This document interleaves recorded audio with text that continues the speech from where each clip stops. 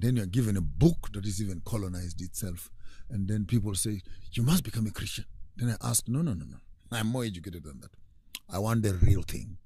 I'm tired of this plastic European educational system. Then I'm told, well, you've become a pagan. You've become a heathen.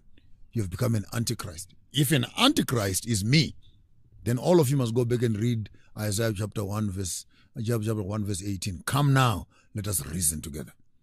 And if Yahweh says, come and let us reason, I'm not leaving my brains behind. I'm going to go there and reason. With your brain. And I'll go and reason. And say, so tell me, who is the God of the Africans? It can't be this one who oppresses us, kills our mothers and fathers and takes them into slavery. The God of the slave and the God of the master can never be the same. So based on what you're saying, it means Christianity is like a white kind of religion brought to Africa. Not a kind of. And what makes it worse is that the Ethiopian eunuch was in Africa before the missionaries came. So if we want to talk about true Christianity, then maybe Ethiopia is our place to start. Not Britain. Not Britain. Not America. But unfortunately, all the headquarters of these churches are in Europe. So we are bound to follow what the Europeans have been doing. So even colonization is a Christian exercise. I just picked from what you said now.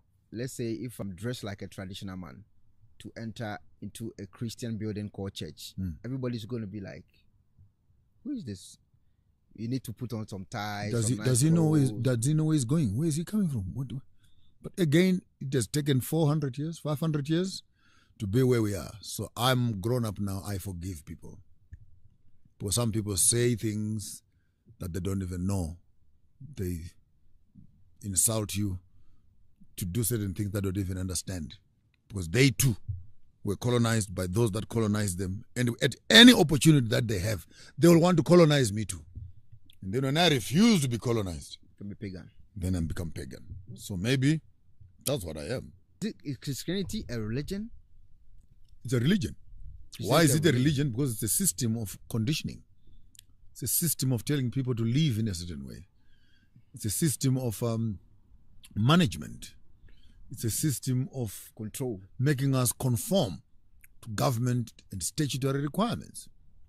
But the true Christianity of the Bible is a lifestyle. I and my Father are one. I am in him.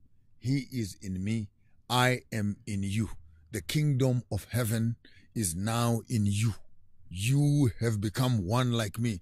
When we begin to understand these things, do you need another person coming from somewhere? To tell you. And if it is a kingdom, then why are we working with governments? How are we going to go to heaven one day and live with God in a kingdom when you don't like living in kingdoms here? So the order of kings on earth is the order of the kingdom of heaven.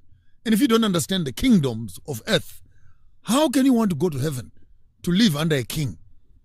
Because now you are used to democracy. So we're going to go to heaven then, David, toy. We're going to vote. Yes. So we practice here whatever you intend to practice on the other side. If we are supposed to use the Christian kind of perspective, a religion, and the way the religion in its own Italian definition simply means to control, to conform, to force, to become like.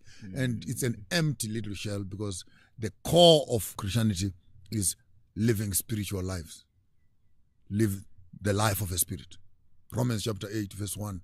There is no condemnation for those that are living in the spirit. For we confirm in our hearts that we are sons and daughters of God, children, heir and co-heirs together with Christ.